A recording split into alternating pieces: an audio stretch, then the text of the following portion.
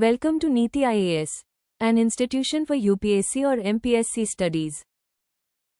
Hello friends, welcome to Niti IAS. आज हम शुरू करेंगे एडिटोरियल डिस्कशंस और आज के डिस्कशंस में हम कवर करेंगे the Hindu and Indian express में जितने भी इंपॉर्टेंट एडिटोरियल्स आए हैं उसके बारे में आज हम यहाँ पे डिस्कस करेंगे। तो चलिए देखते हैं कि कौन से एडिटोरियल्स इंपॉर्टेंट है और विल स्टार्ट डिस्कशंस। ओके, तो पहला एडिटोरियल हमारे पास है द हिंदू से है और एक बहुत ही अच्छा एडिटोरियल आया है, the hazard of going global on India and Pakistan issue. तो जब भी हम कोई एडिटोरियल देखते हैं तो सबसे पहले हम ये भी देखना है कि इसमें ये किसने लिखा हुआ है। तो यहाँ पे आप ये देख सकते हो, ये जो ऑथर है टीपी श्रीनिवासन। अब टीपी श्रीनिवासन कौन है? तो ये है former ambassador of India who has specialised in multilateral diplomacy and he's not only just a diplomat but also an ambassador level officer at the United Nations और बहुत सारे यूनाइटेड नेशंस के मिशंस में काम कर चुके हैं, जैसे न्यूयॉर्क में है, वियना में है, नैरोबी में है। तो कई सारे इंडिया के यूएन मिशंस को ये हेड भी कर चुके हैं। तो इनका कुछ कहना है इस आर्टिकल में कि ये जो हम अभी डिफरेंट नेशंस में जाके इंडिया ने अपने रिप्रेजेंटेटिव्स को भेज के वहाँ पे उन देशों में अपना जो स्टैंड था ऑपरेशन सिंदूर के बारे में, या जो भी अभी स्टैंड ऑफ हुआ था इंडिया एंड पाकिस्तान के बारे में, तो उसके बारे में कुछ एक्सप्लेन किया है और उस कंट्रीज को भी अपने स्टैंड के बारे में उजागर किया है। तो about that only, but this article is slightly different opinion है इनका, और ये क्या कहते हैं इसके बारे में आज हम पढ़ेंगे। तो इनका कहना है कि ऑपरेशन सिंदूर अभी हो चुका है और उसके बाद में जो हमने कई सारे मल्टीलैटरल एंड बायलैटरल डिप्लोमेसी के डिफरेंट ऑप्शंस को यहाँ पे देखा है, तो इसके बारे में ये कुछ कह रहे हैं। ओके, तो इसको हम समझ लेते हैं। इनका कहना है कि इंडिया एंड पाकिस्तान की जितने भी इश्यूज है वो मोस्टली बायलैटरल है। तो बायलैटरल इश्यूज को मल्टीलैटरल फोरम्स में या फिर इसको मल्टीलैटरल इशू बनाना कितना सही है, तो ये कुछ कह रहे हैं इसके बारे में। तो let us read it first कि ये आर्टिकल कहता क्या है। ओके, तो अगर हम इसमें देखेंगे, यहाँ पे देखिए। Okay, so this article is talking about an entangled web of frozen ideas that has enveloped the situation, making possible to separate the different stand. Development following the Second World War and evolution of the Cold War have also impacted heavily on the situation. Okay, तो ये क्या कह रहे हैं कि for instance is briefing given by India's 7 teams of special envoys sent to various different countries after the Operation Sindoor. The very first point they were asked to assert what was that J&K is an integral part of India. ठीक है, ये जो invoice थे इनको बोला गया था कि ये सिर्फ बताना है कि J&K is integral part of India.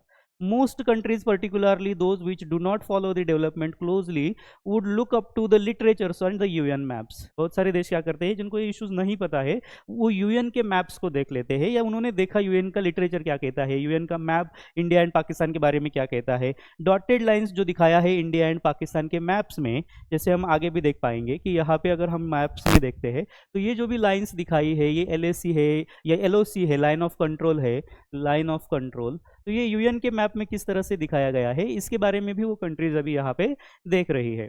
और जो भी इंडिया एंड पाकिस्तान का पोजीशन रहा हुआ है, या फिर यूनाइटेड नेशंस की जो कमिटीज है जिसके सामने ये इंडिया एंड पाकिस्तान का इशू गया हुआ था, और जैसे 1948 में ये LOC बना हुआ था, जैसे कि ये डॉटेड लाइंस के बारे में बात कर रहे हैं, तो मोस्ट ऑफ द कंट्रीज क्या करती है, इसको देख रही है कि क्या पोजिशन रहा है।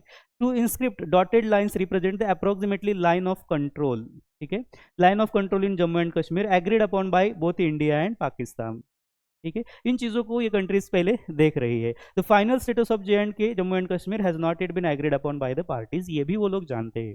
ठीक है, sometimes there is more general disclaimer regarding the boundaries and the map, such as the boundaries and the names shown in the designations used on this map do not imply official endorsement or acceptance by the United Nations.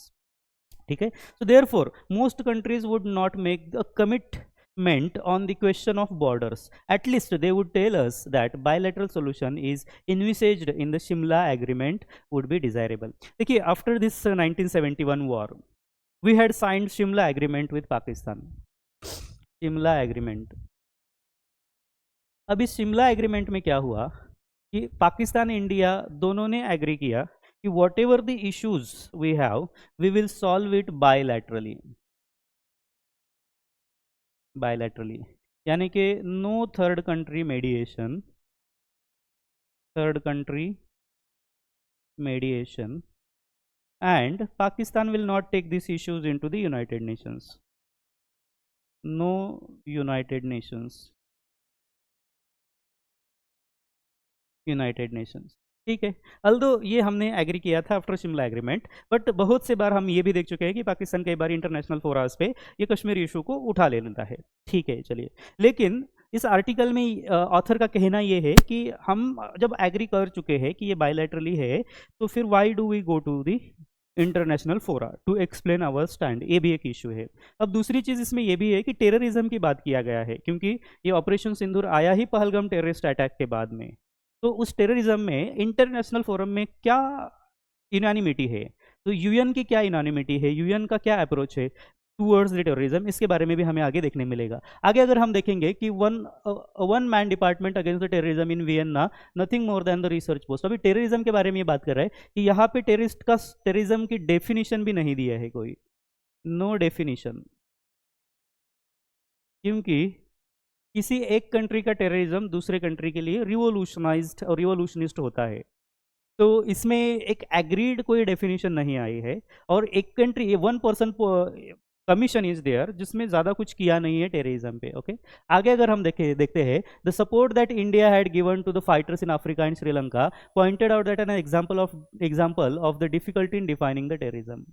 अब जब India कहता है कि पाकिस्तान के terrorist India में आके terrorist activities कर रहे हैं, तो जब ये जो यूएन कंट्रीज़ है वो इस चीज़ को पॉइंट आउट करते हैं कि इंडिया भी सपोर्ट करता है अफ्रीका में और जैसे श्रीलंका में फ्रीडम फाइटर्स को, तो वहाँ पे आप उनको फ्रीडम फाइटर्स कह रहे हो और यहाँ आप उसको टेररिस्ट कह रहे हो। ये इस आर्टिकल का कहना है कि see how the ambiguities, and this is how ये आर्टिकल ये भी सजेस्ट कर रहा है कि इसकी वजह से वहाँ पे कोई टेररिज्म का एक एग्रीड डेफिनेशन हमें नहीं देखने के लिए मिलता है।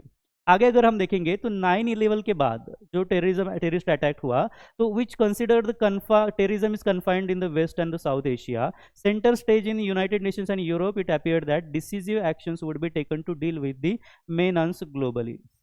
Okay, but after the hectic activity in the political and legal bodies of the UN to finalize the binding law, the focus shifted to US military action in the Afghanistan.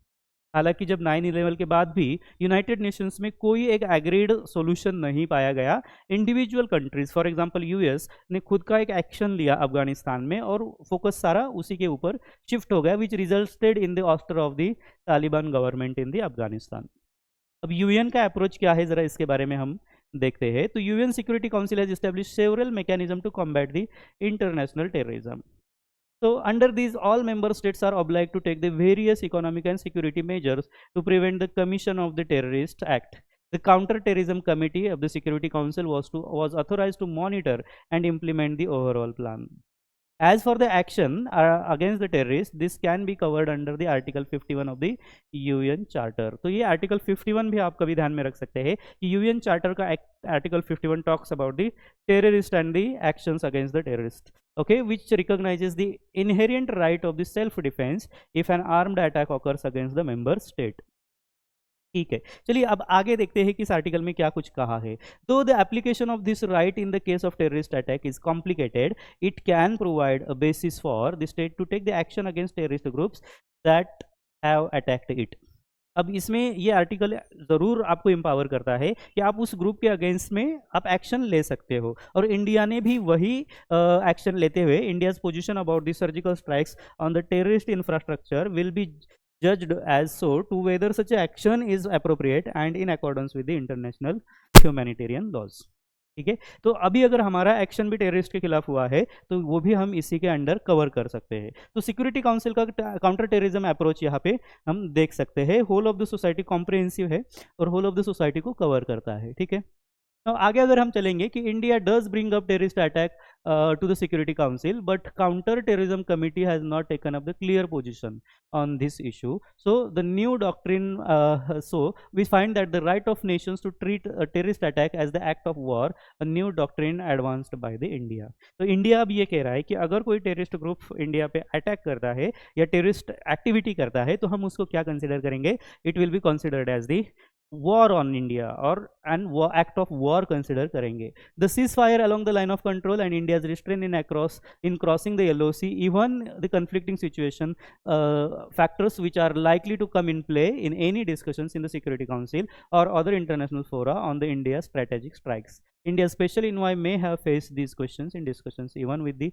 Friendly countries में भी हमें ये सारा discussions देखने मिला है। Okay, तो आगे ये क्या कहते हैं कि देखिए, when India took this issue of Pakistan invasion to the of Kashmir in UN, it was the pure case of aggression which should have been considered under the chapter 7 of the charter, but what happened there, the issue was discussed under the chapter 6 of the pacific settlement of the dispute. Consequently, several extraneous ideas were incorporated in the agenda, leading to the West countries hyphenating India and Pakistan on every issue. When Pakistan and India acquired the nuclear weapon, Kashmir was considered the hotspot. India has not just first use of the doctrine. So यहाँ पे एक और चीज़ हमें देखने मिलता है, no first use doctrine, no first use doctrine. Okay, doctrine while Pakistan threatens with the multiple conventional military capability. तो finally अगर हम कंक्लूजन में देखते हैं तो India has an established position that any bilateral discussions would only be on the terrorism and the status of Pakistan occupied Kashmir. Therefore, diplomacy at the bilateral level and the multilateral level is likely to be effective. Pakistan will continue to be internationalize the Kashmir issue, but India should refrain from it. तो ये India का position है कि India will not और does not go to the international fora and take up this issue of Kashmir, but Pakistan time and again has done that, और वो ये बार बार करता भी रहा है और ये करेगा भी.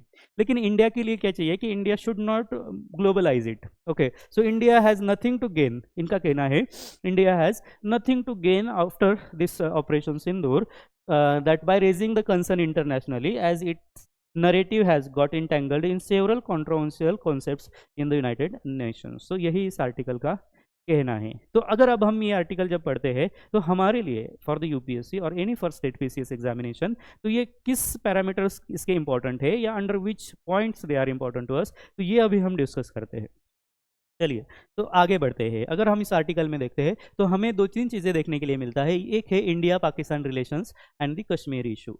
तो इसमें आप अगर देखोगे तो कोर इशू क्या है, core issue remains that Kashmir issue, Kashmir between India and Pakistan, between India and Pakistan. Okay, तो सिंस हिस्टोरिकली आप अगर देखोगे 1947 ऑनवर्ड्स, और जब 1948 में फर्स्ट वॉर हम देख रहे हैं इंडिया एंड पाकिस्तान का, Pakistan attacks and control some of the territories of the Kashmir, और फिर उसी टेरिटरीज को कैप्चर करके बैठा हुआ है जिसको हम पाकिस्तान ऑक्युपाइड कश्मीर या फिर पाकिस्तान ऑक्युपाइड जम्मू एंड कश्मीर के नाम से जानते हैं. Okay, so remained the core issues Kashmir between India and Pakistan relation characterised by the difference over the map status of Jammu Kashmir and cross border terrorism. ये हमें कोर इश्यूज है देखने के लिए मिलते हैं, यही इस आर्टिकल में भी बताया गया है. आगे अगर इंपॉर्टेंट पॉइंट्स हम देखते हैं तो हिस्टोरिकल कंटेक्स्ट भी बोला है कि कैसे पार्टीशन के बाद दो देशों के मैप्स यूनाइटेड नेशंस में डिस्कस किया गया, और जैसे जो डॉटेड लाइंस की भी बात किया गया, that is the line of control के बारे में यहाँ पे मेंशन किया है. Diplomatic stalemate, that is despite various special envoys sent to India Pakistan and the efforts of the UN and other international bodies, no significant breakthrough has been achieved और breakthrough has been achieved yet. तो अभी तक कुछ भी significant हमें नहीं देखने के लिए मिला है, even after the 70 years of or 75 years of the independence. So LOC and international law, the line of control remains the point of contention, and article highlights that India stand that international law is not enough as Pakistan does not comply with the various resolutions that is given by the United Nations. Okay, आगे में cross border terrorism भी हमने देखा है and nuclear dimension के बारे में भी यहाँ पे मेंशन किया हुआ है इस आर्टिकल में. तो इंडिया का जैसा पोजीशन है, no first use in case of nuclear energy और न्यूक्लियर वेपन्स, तो no first use means we will not attack any nation with nuclear weapons first, with nuclear weapons first. Okay, पहले हम किसी भी Nations पे nuclear attack नहीं करेंगे, but अगर हम पे कोई न्यूक्लियर अटैक कर देता है, then we will retaliate with the nuclear weapon. इसको हम कहते हैं मिनिमम क्रेडिबल डिटरेंस, इसको हम कहते हैं minimum credible deterrence, minimum credible deterrence. यानी कि हम खुद होके किसी नेशंस पे अटैक तो नहीं करेंगे न्यूक्लियर वेपन से, बट अगर कोई नेशन हम पे अटैक कर लेता है तो हम रिटालिएट करेंगे with the nuclear attack, and that is minimum credible. ऐसा नहीं है कि पूरा के पूरा डिस्ट्रॉय करना है, that is minimum credible deterrence. अब कई बार ऐसा होगा कि मिनिमम क्रेडिबल डिटेरेंस के लिए इंडिया ने न्यूक्लियर ट्रायड भी डेवलप किया है अपना। न्यूक्लियर ट्रायड, न्यूक्लियर ट्रायड क्या है? What is nuclear triad? तो attacking the enemy nation with the nuclear weapons from 3 different modes, जैसे कि बाय और from land, from land, from water and from air, okay. So India has developed the capacities to attack from land. We have intercontinental ballistic missiles which can attack or which can take the nuclear weapons. We also have the submarine launched missiles which can also capable of delivering the nuclear arsenals, and we have the aircrafts which can bomb with the nuclear weapons also. So we have developed these 3 capacities or 3 different modes to deliver the nuclear weapons. इसको हम कहते हैं nuclear triad, okay. And हमें एक चीज़ और ध्यान में रखना है कि minimum credible deterrence, that is India's policy, and no first use policy भी हमें यहाँ पे देखने के लिए मिलता है, okay. So these are some of the important points. जब हम एग्जाम में मेंस आंसर लिखेंगे तो ये सारे पॉइंट्स हमको ध्यान में रखना है व्हाइल राइटिंग द आंसर। आगे बढ़ते हैं। तो देखिए, this is no first use doctrine यहाँ पे है, बट ऐसी कोई डॉक्ट्रिन पाकिस्तान के पास नहीं है। No such doctrine, okay. Pakistan के पास ऐसा कुछ नहीं है, okay. And Pakistan time and again क्या करता है, थ्रेटन करता है इंडिया को to attack with the tactical nuclear weapons. अब देखिए, ये नया टैक्टिकल न्यूक्लियर वेपन, एक नया वर्ड हमें देखने मिलता है, हालांकि इस आर्टिकल में नहीं मेंशन है, लेकिन आप इसके बारे में जान सकते हैं। Tactical nuclear weapon, nuclear weapon. अब ये टैक्टिकल न्यूक्लियर वेपन क्या है, okay, what is this tactical nuclear weapon? तो ये है बैटलफील्ड न्यूक्लियर बॉम्ब, छोटा बॉम्ब होता है ये, battlefield, okay, battlefield nuclear weapon. अब बैटलफील्ड मान लेते हैं कि अगर इफ इंडिया की या किसी भी कंट्री की आर्मी अगर उनके देश में घुस जाती है, या फिर कोई भी नेवी हो या फिर एयरफोर्स हो, तो they can attack over them with this small nuclear bomb, okay.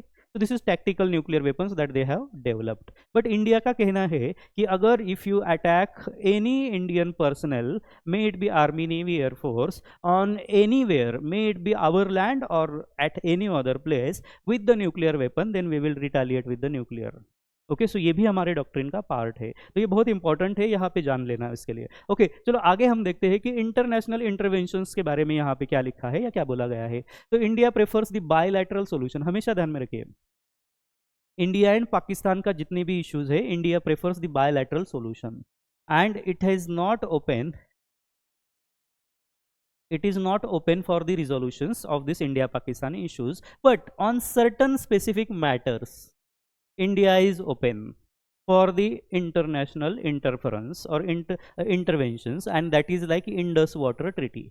हालांकि इंडस वाटर ट्रीटी अभी न्यूज में भी है, after Pahalgam attack we have suspended this Indus Water Treaty, okay. So but ये इंडस वाटर ट्रीटी 1960s में आया, 1960 में, and since then it has survived multiple ups and downs, but it survived. But recently we have, after this attack, we have suspended this article suggests that international interventions on Kashmir issue would be counterproductive, क्योंकि author का कहना है कि it's not helpful for India, it's counterproductive। अब confidence building measures के बारे में अगर देखेंगे तो article alludes to the failure of confidence building mechanisms with Pakistan does not adhere to the various resolutions, क्योंकि बहुत बार देखा है Pakistan has violated the international United Nations resolution, okay.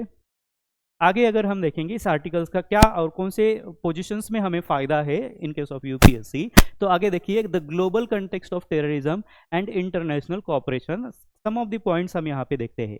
तो definition of the terrorism, article कह रहा है कि there is no agreed definition, which is true, that article emphasizes the need for universally accepted definition of the terrorism which has been a point of contention among the United Nations members. और जैसे बताया गया कि one Nations terrorism may not be the terrorism for the another nation. Okay, so because of that, UN members have not agreed upon a common definition 8. common definition 8. Okay, international efforts में अगर हम देखते हैं तो UN security council has established mechanism, that is counter terrorism committee है यहाँ पे, to combat the terrorism, but the effectiveness is limited due to the lack of consensus on the definition and the approach. Okay, just like for example Israel's approach over the Gaza. Okay, so we do not agree many a times, or countries across the world have the difference of opinions. Even in the Europe you will see there are difference of opinions. Canada you will see has the different opinion to deal with such a kind of acts. Okay, so European countries are very liberal in their approaches, so they have the different opinions. So challenges to counter the terrorism abhi kya kya hai? So if you see, the article highlights the political dimensions, double standards and lack of universal application of international law as the challenge in fighting this terrorism. Okay, चलिए आगे हम बढ़ेंगे. तो आगे देखते हैं कि the global context and terrorism and international cooperation में क्या क्या हमें नजर आता है. तो यूएन से अप्रोच क्या रहा है? The UN's approach to counter terrorism emphasis on the respect of human rights. Okay, ये बहुत इंपॉर्टेंट है, एंड इंटरनेशनल लॉ. जब भी अगर कोई कंट्री किसी और देश के खिलाफ एक्शन लेता है, काउंटर टेररिज्म एक्शन है, तो you will have to respect with the human rights and international laws, ये यूएन कहता है. But the article implies this is often insufficient due to the nature of terrorist groups. Okay, and failed intervention, जैसे कि in example of Afghanistan post 9/11 shows that military action alone is insufficient. Because अगर हम अभी देखते हैं तो वापस हमें तालिबान गवर्नमेंट पावर में आ गया है अफगानिस्तान में. तो जितना भी यूएस का एक्शन था, तो क्या वो सफिशिएंट रहा? तो उस पर एक क्वेश्चन मार्क किया जा सकता है कि this action alone is insufficient to address the root cause of this terrorism. Okay, and again state sponsored terrorism है, तो उस पर क्या कहना है? This article points out to the issue of the states harbouring and supporting the terrorist groups. Here Pakistan which gives the military aids also and different kinds of supports to terrorist groups, emphasizing that the action against them is very very crucial, बहुत ही ज़्यादा ज़रूरी पाया जाता है. तो अब आगे हम इंडिया का स्टैंड एंड इस फॉरेन पॉलिसी कहाँ पे है, इसके बारे में देखते हैं. बायलैटरलिज्म preferred. India advocates for the bilateral resolution of the disputes and the diplomatic solution के बारे में हम बात करते हैं. ओके, डिप्लोमेटिक सोल्यूशन होना चाहिए, solution on the negotiating table होना चाहिए. Okay, particularly with Pakistan, but has shown openness in international mediations. Specifically अगर देखेंगे तो Indus water treaty, okay, UN में साइन हुआ था, ये इंडस वाटर ट्रीटी है, तो यहाँ पे हमने मेडिएशंस अलाउ किया था. तो कुछ कुछ मैटर्स पे, not in all but in some issues, we find that India is also open for the, but when it comes to the dispute resolution, it is totally bilateral. After the Shimla agreement, no third party interventions on Kashmir. India strongly opposes, okay, strongly opposes for any third party interventions in case of Kashmir issue. Committed to non proliferation, India has been strong proponent. Okay, non proliferation means what? Non-proliferation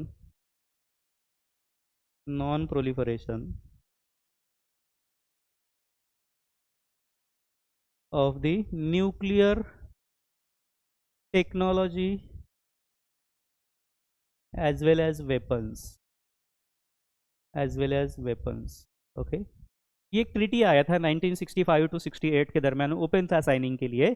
ये treaty control करता है nuclear technology as well as nuclear weapons को, and such a technology should not be given to any other non nuclear countries. इसके बारे में ये बात करता है. India is strong proponent, India भी इसकी बात करता है कि प्रोलिफरेशन नहीं होना चाहिए, even though it possesses the nuclear weapons, but हमने अपनी टेक्नोलॉजी खुद डेवलप किया है. वी हैव नॉट टेकन और borrowed from any other country.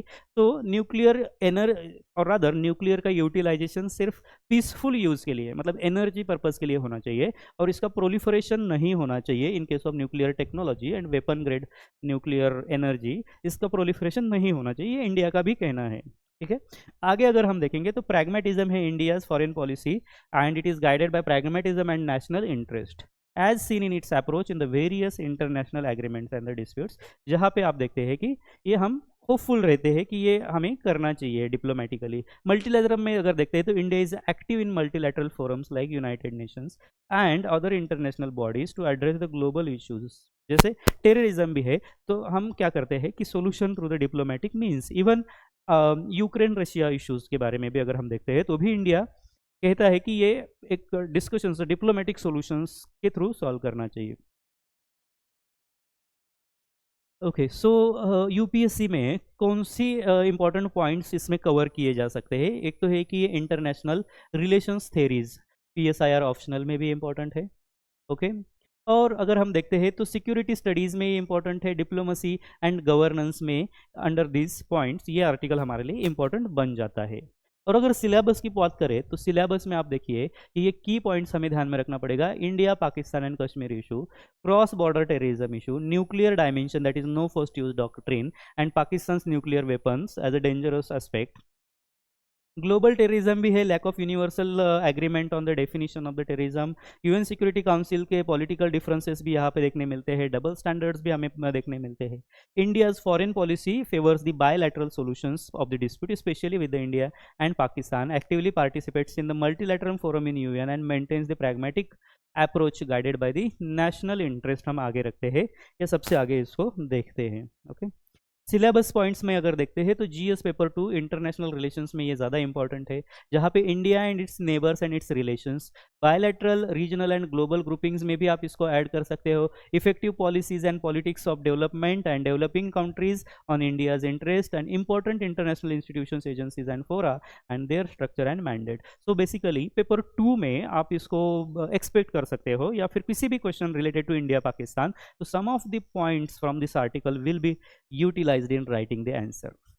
Also you may find the questions may also come in the international security paper, internal security pardon, and paper 3 में हम इसको देख सकते हैं। तो इंटरनल सिक्योरिटी में जब टेररिज्म की बात आती है तो आप इसमें से कई सारे पॉइंट्स का रेफरेंस यहाँ पे ले सकते हो while writing the answers. Okay, so this was all about we have in the that particular article. Now the Hindu में ही आज के ही न्यूज़पेपर में आप देखते हैं कि और एक इंपॉर्टेंट आर्टिकल आया है, that is about maximum Mumbai, the city needs the long term solution to its transportation needs. Okay, so अगर ये आर्टिकल एडिटोरियल में है तो फिर ये क्यों आया है? पहली बात तो बिकॉज हमने रिसेंटली देखा कि एक ट्रेन एक्सीडेंट हो गया मुंबई में, जहाँ पे दो ट्रेन्स एक दूसरे को शेल करके गई है, यानी कि थोड़ा सा फ्रिक्शन करके गई है, एंड जिसकी वजह से जो लोग स्टैंड करते थे डोर्स में, ओके, तो डोर्स में जो स्टैंड करते थे वो कई सारे लोग नीचे गिर गए हैं, उनमें से कई इंजर्ड भी हो गए और कई डेथ्स भी हमें देखने के लिए मिली है। अब because of that there is this article in the Hindu editorial page पे है, और उसके बारे में कह रहा है कि अभी अर्बन ट्रांसपोर्टेशन, ओके, या फिर अर्बन प्लानिंग, ये भी इंपॉर्टेंट है। तो अर्बन प्लानिंग में अर्बन ट्रांसपोर्टेशन और मुंबई जैसी सिटी में कितना ज़्यादा इंपॉर्टेंट है कि अर्बन ट्रांसपोर्टेशन में इजाफा किया जाए या फिर इन्हांस चेंजेस या फिर मॉडर्नाइज किया जाए। तो ये आर्टिकल कहता क्या है कि आर्टिकल कह रहा है कि कुछ सोल्यूशन दिया जाए कि इस तरह से जो प्रॉब्लम्स हमें देखने मिलता है इसमें क्या सोल्यूशंस आते हैं। Okay, so this article also talks about some of the incidences that has happened in the past in Mumbai. अगर आप यहाँ पे देखिए, railway has proposed the automatic sliding door। देखिए एक सोल्यूशन रेलवे ने क्या दिया है कि ऑटोमेटिक स्लाइडिंग डोर लगाया जाए। अब मुंबई लोकल ट्रेन्स जो भी है बहुत ज़्यादा क्राउडी होती है, अब आधेतर लोग डोर्स में ही खड़े हुए आपको दिखेंगे। तो जब डोर्स में इतना क्राउड है और डोर्स के दरवाजे मतलब ट्रेन्स के दरवाजे बंद नहीं होंगे तो ये एक डेंजरस लाइफ थ्रेटनिंग सिचुएशन है। तो मुंबई मतलब रेलवे ने प्रपोज किया है कि भैया यहाँ पे आप स्लाइडिंग डोर लगाओ, automatic sliding door, automatic sliding door. Okay, एक सोल्यूशन दिया है यहाँ पे, ऑटोमेटिक स्लाइडिंग डोर्स। आगे बढ़ते हैं, क्या कहता है article, with the ventilations laurels in all the Mumbai suburban trains by the next year in response to the Mumra train tragedy on Monday, 4 people have died and so many have also injured in that. Okay, तो इसके लिए ये क्या कह रहा है कि एक डोर्स लगाइए, स्लाइडिंग डोर्स, या फिर और कुछ सॉल्यूशंस आगे दिया है, हम पढ़ते हैं यहाँ पे। Okay, okay, they could ensure that passengers do not get down unscheduled stops pay and also put themselves in the danger of being mowed down by passing trains. By proposed vestibules connecting the coaches may also help in distributing the crowd.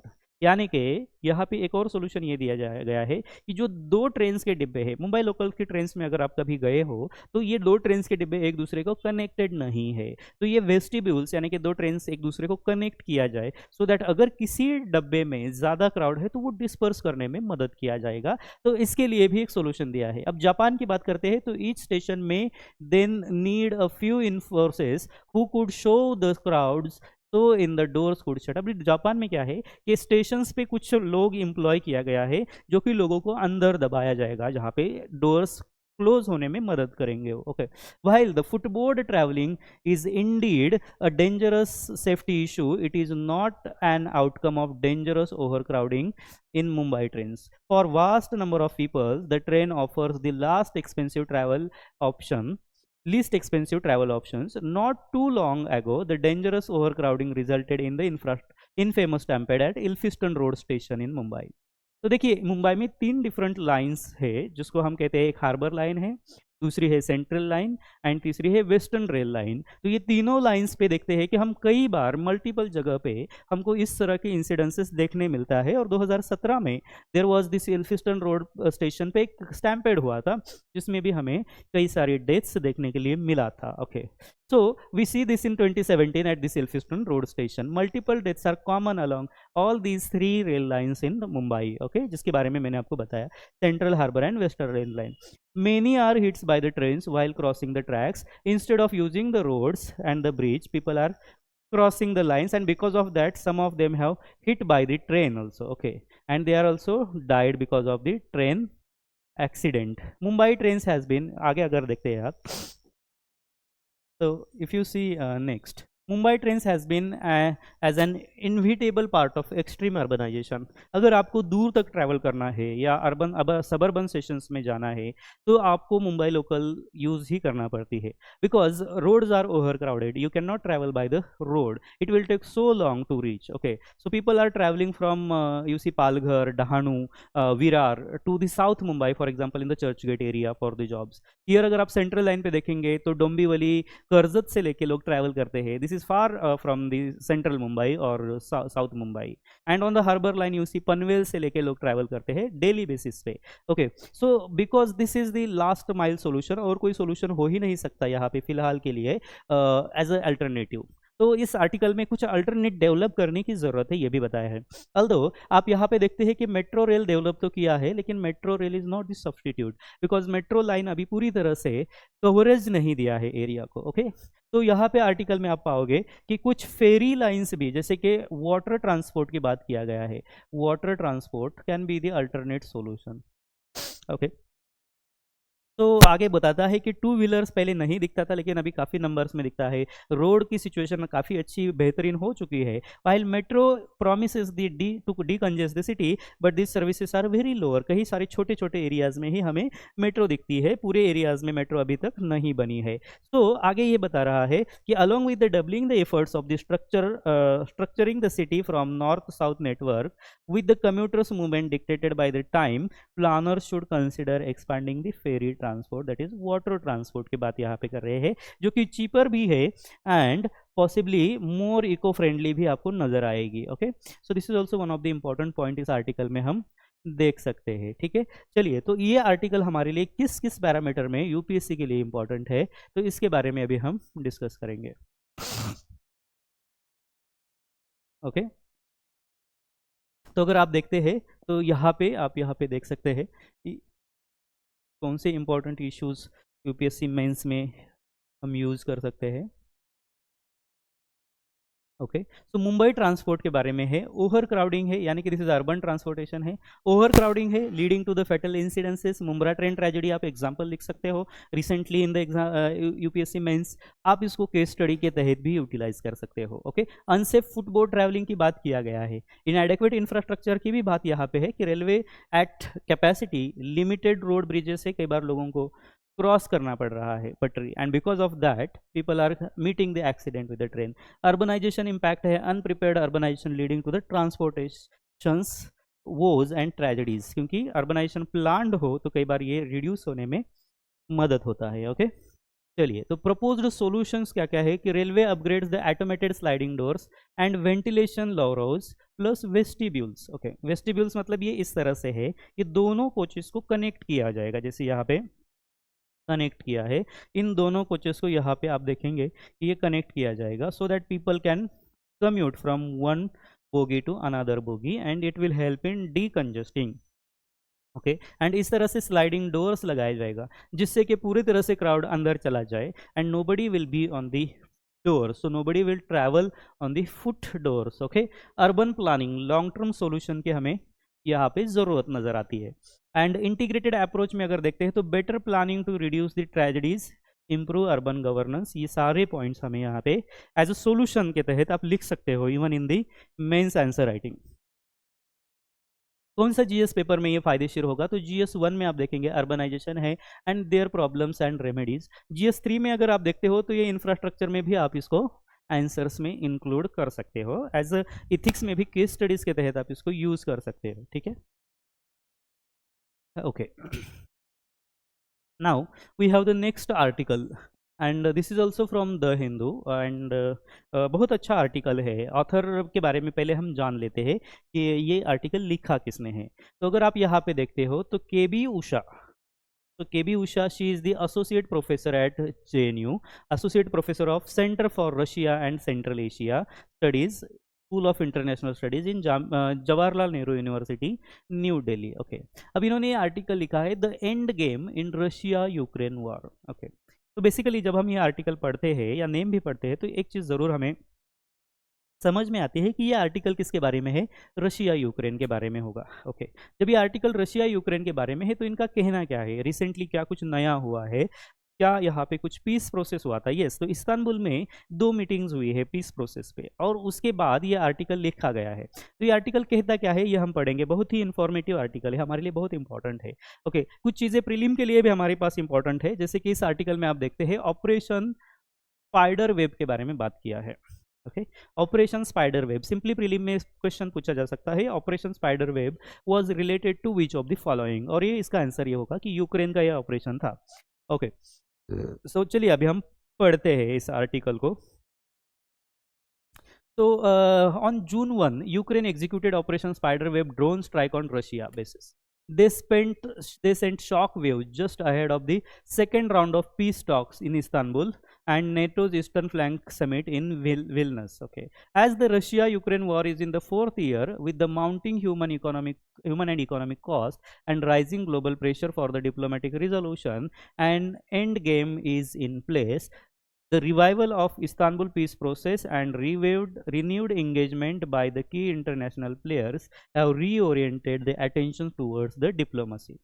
ठीक है, क्योंकि military solution का कोई and नज़र नहीं आ रहा है and diplomatic solution is the what we are required. And Istanbul में on the June 1st we saw the peace talks between the Ukraine and Russia, but on that day itself we have seen the spider web operation का attack हमें देखने मिला far inside the Russian territory, which destroyed the Russia's bombing capacity. Fighter jet bomber जो nuclear bombing का fighter jet था उसको Ukraine ने destroy किया हुआ हम देखते हैं। अब इस पीस टॉक में अगर आप देखते हैं तो कौन कौन एक्टर्स है, तो एक्टर्स, मेन एक्टर्स की बात हम करते हैं तो यहाँ पे रशिया है, यूक्रेन है, यूएस है, नेटो एंड यूरोपियन यूनियन भी हमको नजर आता है। ठीक है, तो ये सारे लोग अब वापस डिप्लोमेसी पे आ चुके हैं एंड रिटर्न ऑफ डिप्लोमेसी अगर आप देखते हो तो piece talk start under the US president Donald Trump. The Istanbul peace process was cautiously revived by the Russian President Vladimir Putin. Two rounds of talks on May 16 and June 1st saw prisoner swaps and draft ceasefire terms exchanges. However, deep division remains. यानी कि अभी भी दोनों के मतों में काफ़ी diversion हमें अभी भी देखने मिलता है। ओके, तो इसी के बारे में ये आर्टिकल आगे लिखा हुआ है। Okay, so there are the stakeholders like European Union है और फ्रांस, जर्मनी, पोलैंड है, या फिर यूके प्राइम मिनिस्टर का जो नया एक ऑर्गेनाइजेशन किया कि और कोएलिशन ऑफ द विलिंग्स जो कि सपोर्ट कर रहा है यूक्रेन को इन फाइटिंग द वॉर, इसके बारे में भी यहाँ पे हमें मेंशन मिलता है। तो ये ओवरऑल बहुत ही ज़्यादा एक डिस्क्रिप्टिव एंड इम्पॉर्टेंट आर्टिकल हमारे पास है। यहाँ पे आप ये भी देखेंगे कि ट्रम्प का जो एफर्ट्स था initially to pressurise the Ukraine and Russia Russia to come to the tables and to end the war, कहीं ना कहीं वो भी अभी नजर नहीं आ रहा है, या कहीं ना कहीं Russia is not also agreeing to what the solutions given by the US president Donald Trump, यानी कि the efforts of the Trump अभी अभी फ्रस्ट्रेटेड नजर आ रहे हैं। ठीक है, तो इसी के बारे में ये आर्टिकल है, तो हम थोड़ा सा अब ब्रीफली इस आर्टिकल को यूपीएससी के लिए क्या इंपॉर्टेंट है इसके बारे में अभी हम जान लेते हैं। Okay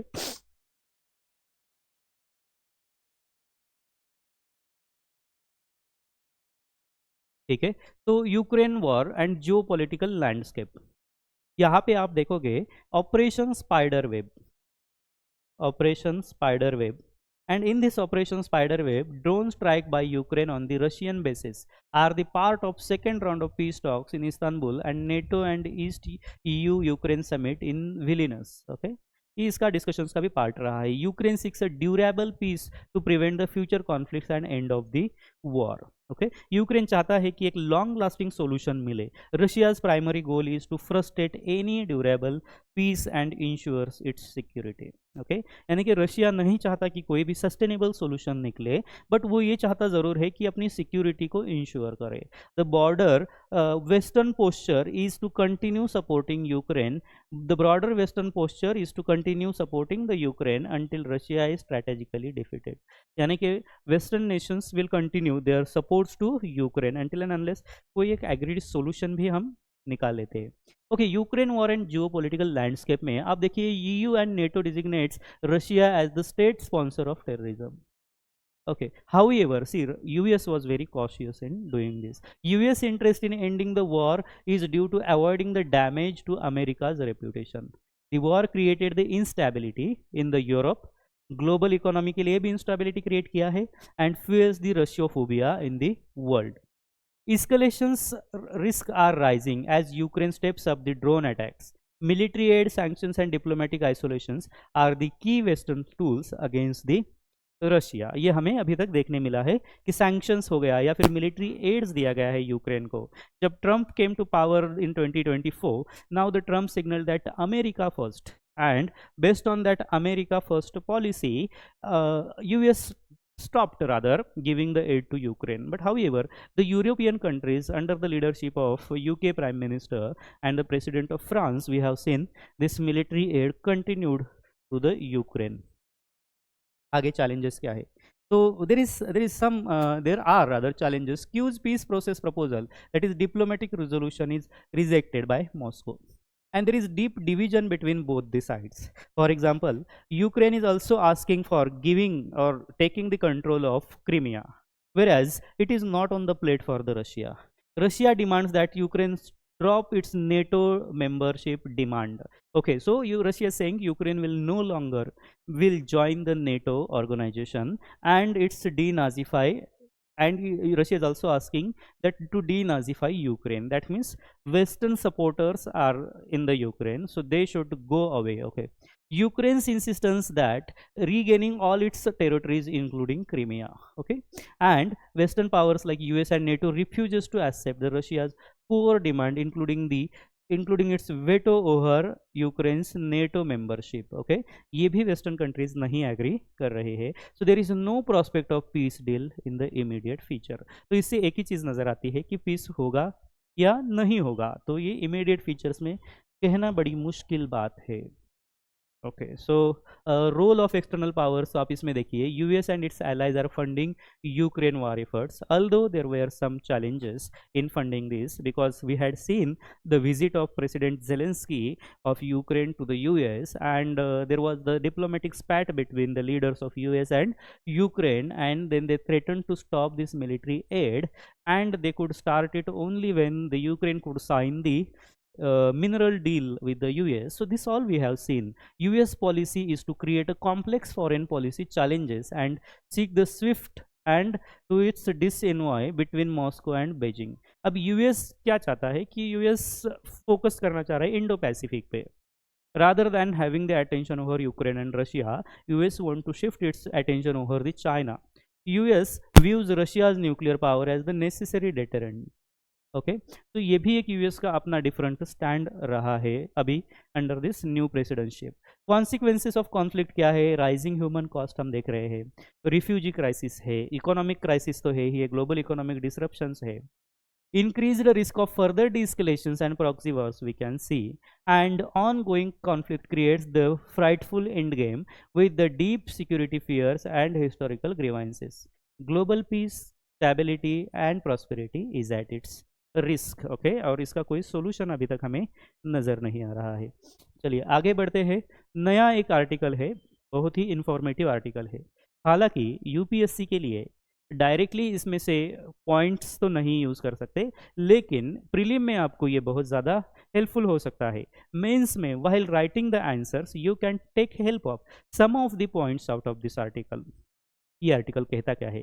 this article is about Erdogan's new Ottoman foreign policy, यानी कि it is talking about Turkey.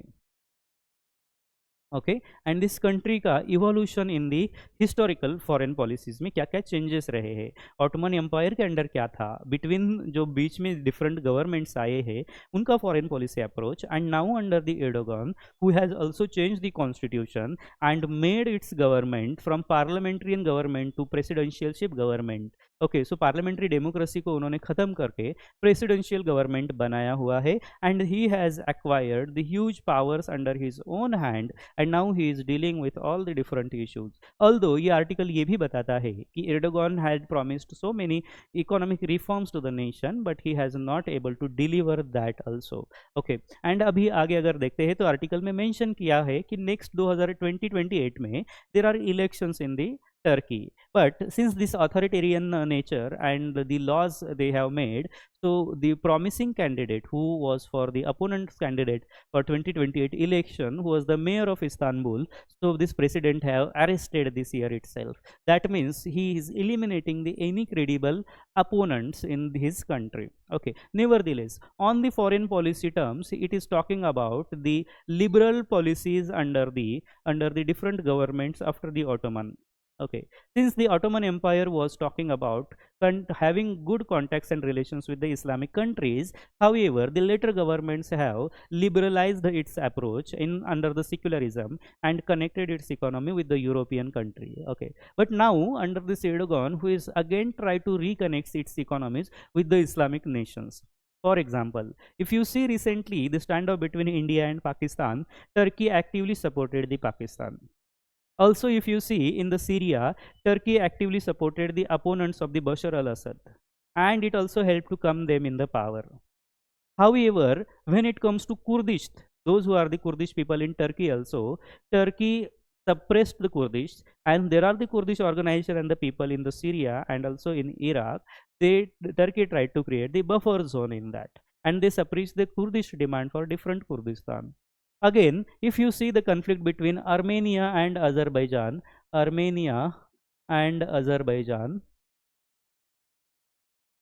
Turkey actively supported Azerbaijan with the drones, which helped Azerbaijan to win a war against the Armenia.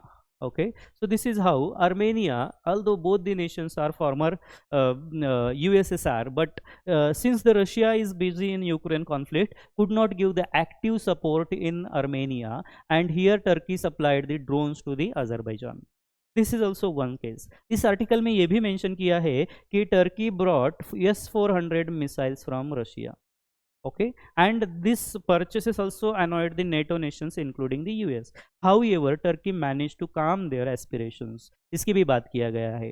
Turkey का active support in Syria and it's conflicting situation with Israel ये भी इसमें mention किया हुआ है। Okay अगर आप आगे चल के देखते हो तो इस आर्टिकल में टर्कीज हेल्प इन त्रिपोली और मे बी इन इजिप्ट और लार्जर फॉरेन पॉलिसी में how Turkey was earlier the caliphate of Islam but which is presently no more caliphate because it is not controlling any Islamic territory, or rather it is also not controlling the Mecca and Medina, that is two holy places of Islam.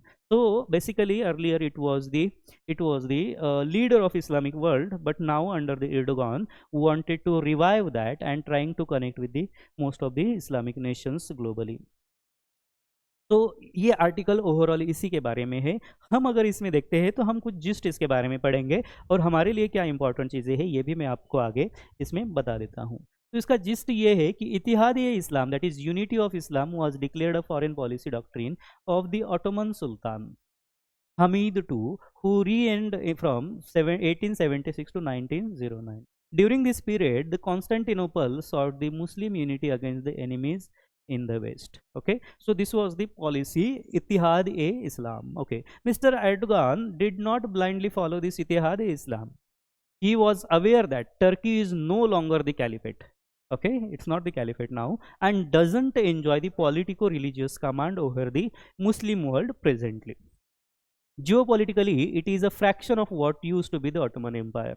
अगर हम देखते हैं तो Ottoman was spread all over the West Asia including the Gulf region, but अगर presently आप देखेंगे तो Turkish territory is a fraction of that it use to be. Okay, and it is also a treaty NATO ally. Okay, NATO का भी part है, इसीलिए ये इस तरह से पॉलिसी एज इट इज नहीं अपना सकता है. हालांकि under this leader, this Turkey is trying to revive this policy. While on the foreign policy front, Mr. Erdogan's bet have paid the tactical result as of now.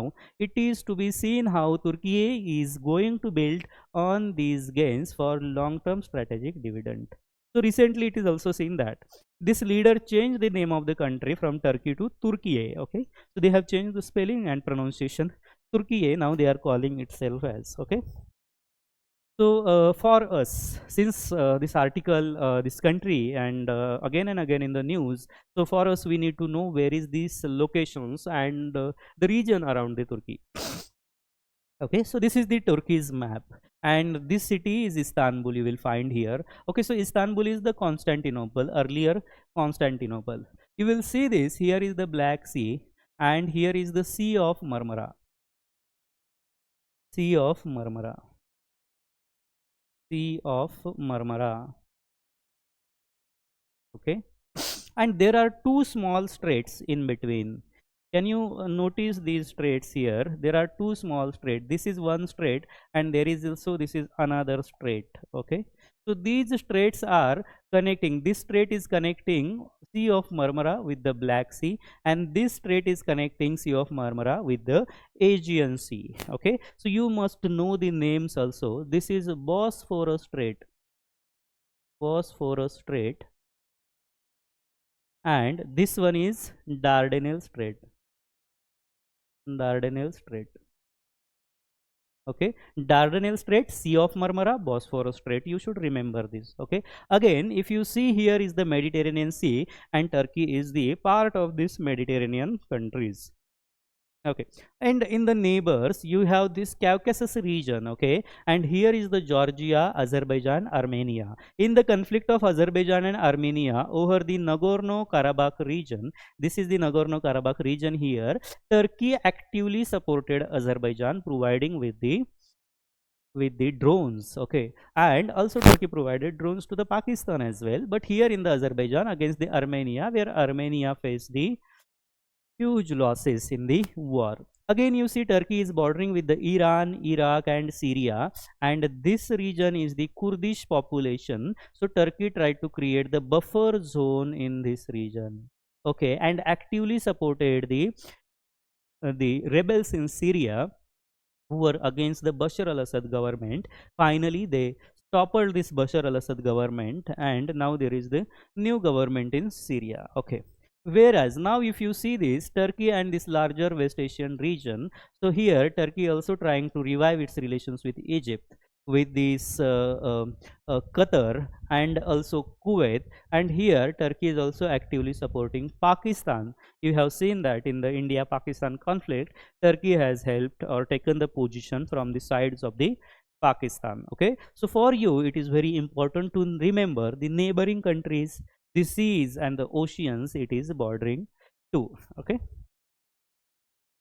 Okay, so there is another article in Indian Express, and this is very important article, the old continent rising. This article talks about Trump era volatility has drawn India and Europe closer, enhancing the prospect of multipolar world.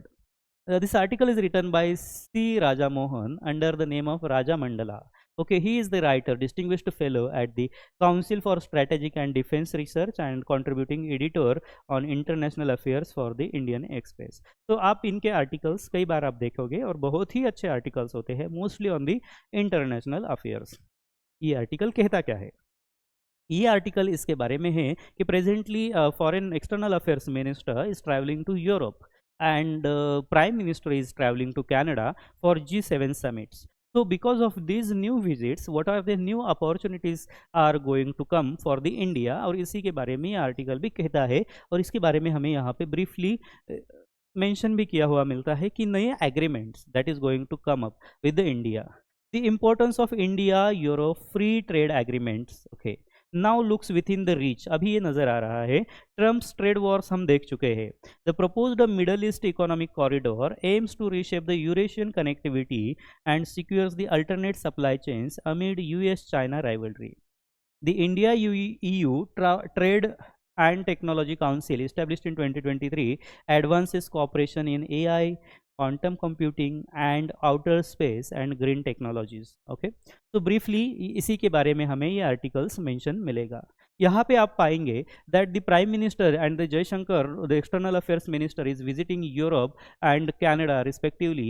The G7 summit presents an opportunity to engage, okay, for India to the West. West in the Trump era. Modi is also visiting Cyprus and Croatia. Okay, Cyprus country which is located in the Mediterranean just below the Turkey. Okay, that is also very important Mediterranean country for us. And one thing is important to note that Cyprus also having the differences with the Turkey. Okay, so Delhi's new focus on Europe acknowledges the old continent's emerging role as the potential swing state in the shifting dynamics in the major US Russia China powers में. ये नया हमको अभी देखने के लिए मिल सकता है. India Europe strategic cooperation. Jaishankar's visits aims to accelerate the strategic dialogue with the Europe while reinforcing the long-standing partnership with France, Belgium and other countries in the region. Okay, so basically this article is about the visit of two leaders, that is Prime Minister Modi and External Affairs Minister to the Europe and Canada. Okay, so let us see on what different points this article becomes helpful to us.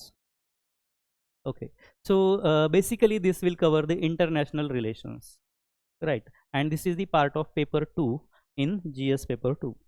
Okay, so specifically it touches upon the following themes: that India and its neighborhood relations, bilateral, regional and global groupings and agreements involving the India and or affecting the India's interest, that is India US, Quad, I2U2, maybe G20 and G7.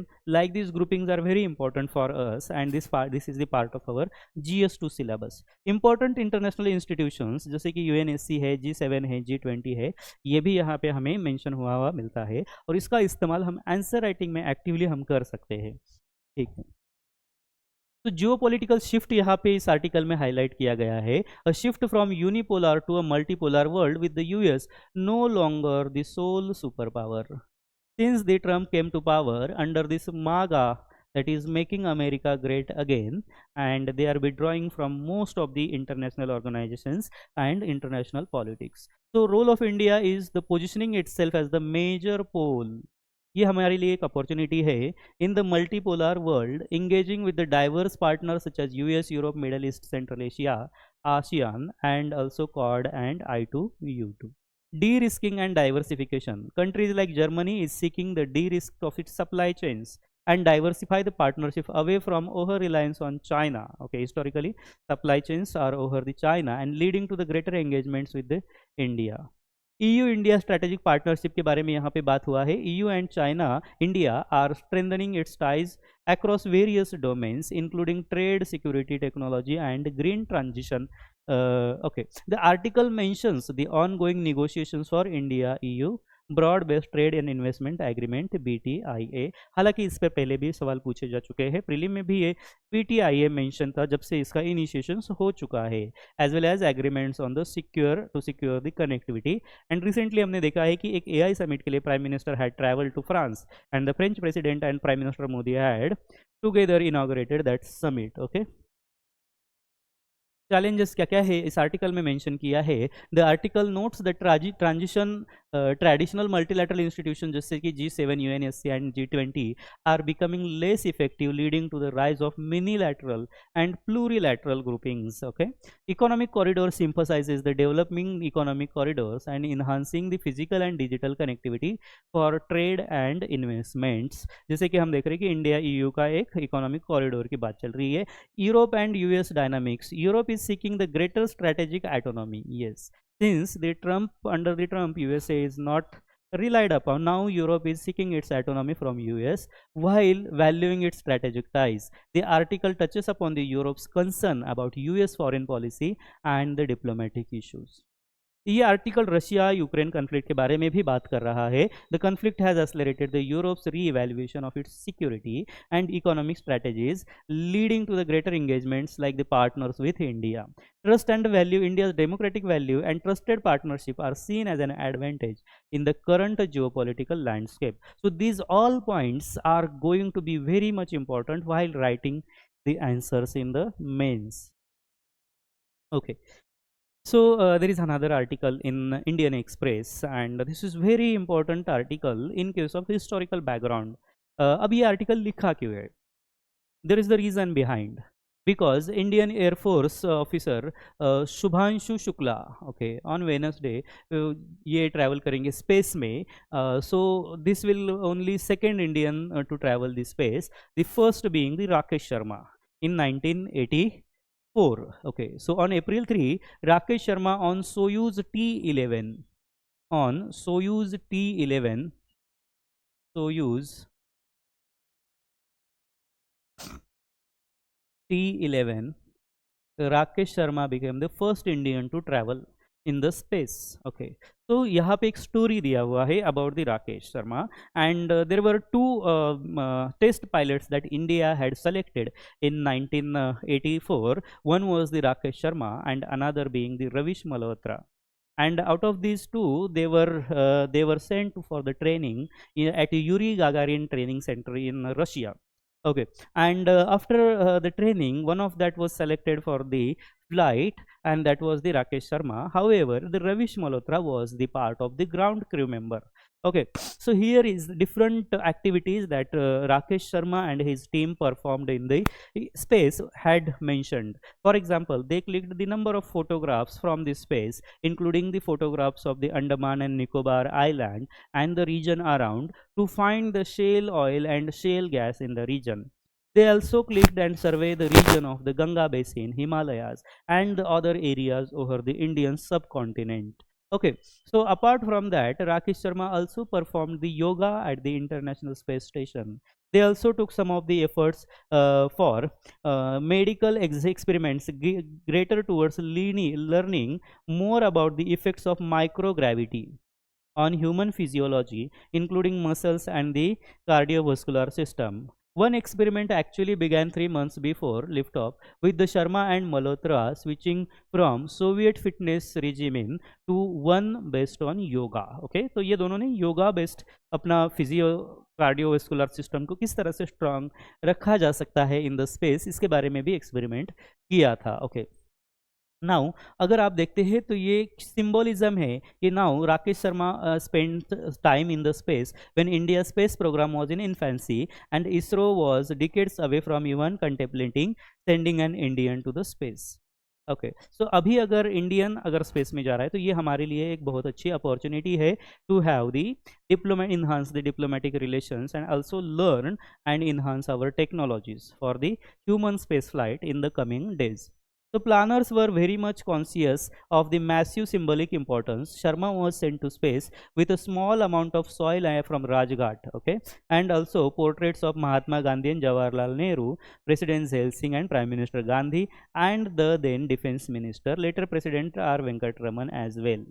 A fresh mangoes and other Indian foods were also served to given to crews to consume on board this Salute 7 station. Okay, अभी भी अगर हम देखेंगे तो Indian cuisine is also being sent for this mission. Okay, so during the stay, Sharma had televised conversation. Okay, the then Prime Minister Indira Gandhi ji, and जब Gandhi Prime Minister Gandhi asked to him the question that कि बताइए भारत कैसे दिखता है, तो उनका एक famous line बहुत ही फेमस हो गया, that he said सारे जहां से अच्छा, and that was the words from the poet Iqbal's iconic patriotic poem. So this was the reply given by Rakesh Sharma from this space. So this is how this article becomes important for the informative article है. अगर इसमें देखेंगे आप तो GS paper 3 में science and technology में कहीं ना कहीं थोड़ा सा रेफरेंस या हिस्टोरिकल बैकग्राउंड आप यूज कर सकते हैं. Okay, development and their applications and effects in everyday life, space technologies and its impact on communication, ये हमारे सिलेबस का पॉइंट है. इसमें आप इसको यूज करते हुए देख सकते हैं. Achievements of Indians in the space and sciences, इस पर भी कोई क्वेश्चन पूछा जा सकता है कि after this particular air force officer Shubhanshu Shukla is sent to the space, इस पर definitely you can expect a question in the mains, okay, as well as in prelim. Okay, so let us see. He was the Rakesh Sharma, the first Indian man who went into this space. Okay, अगर आप इसको देखेंगे तो ये international relations के under किस तरह से इंपॉर्टेंस एक्वायर करता है, तो आप देखिए bilateral relations, regional and global groupings, इसमें भी आप कहीं ना कहीं इसका यूज आप कर सकते हो या इसके अंडर क्वेश्चंस भी आप देखने के लिए मिल सकता है. इस आर्टिकल के इंपॉर्टेंट पॉइंट्स क्या है? India Soviet space corporation. The core of this article highlight the strong and long standing space. देखिए, although after the independence India said to be non-aligned, but India had leaning towards the Soviet. Okay, and उसी का नतीजा India US और India Soviet partnership या friendship agreement हमको देखने मिलता है. Cooperation between India and Soviet Union predating the formal disintegration of the USSR. Rakesh Sharma's historical flight. The first Indian cosmonaut Rakesh Sharma flew on board the Soviet Soyuz T-11, name हमारे लिए important है, April 1884, making the significant milestone in India's space journey. After that आप ये भी देख सकते हो Bhaskara, Aryabhatta and Rohini, ये जो इंडिया के सैटेलाइट्स है, ये सैटेलाइट्स भी लॉन्च करने में सोवियत का असिस्टेंस हमें मिला था, डेमोन्स्ट्रेटिंग द फाउंडेशनल सपोर्ट हमको सोवियत ने दिया हुआ है. Inter cosmos programs, India was the key non Warsaw Pact country to participate in the Soviet inter cosmos program, facilitating scientific and technical exchanges. Okay, so ये भी फायदा India को हमें मिलता हुआ दिखाई दिया है. साइंटिफिक एक्सपेरिमेंट्स की अगर बात करते हैं तो Rakesh Sharma conducted different space experiment including yoga in the space thicknesses, multispectral photography of India and studio and radiation effects, इसके बारे में पढ़ाई और एक्सपेरिमेंट्स दिखाई देते हैं.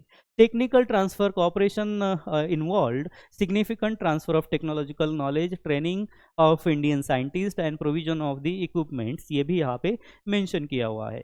Political will and the trust, the success of this collaboration was contributed to strong political will, multilateral trust and long-term vision from both the sides. A foundation for the ISRO. This early cooperation laid the strong foundation for the India's indigenous space capabilities and the growth of the Indian Space and Research Organization. Okay, so these are some of the important points out of this article. So these were some of the editorials from the Hindu and Indian Express. ऐसे ही editorials के लिए join करिए, like करिए and subscribe करिए नीति IAS Academy का channel on the YouTube. Thank you so much. Welcome to Neeti IAS, an institution for UPSC or MPSC studies.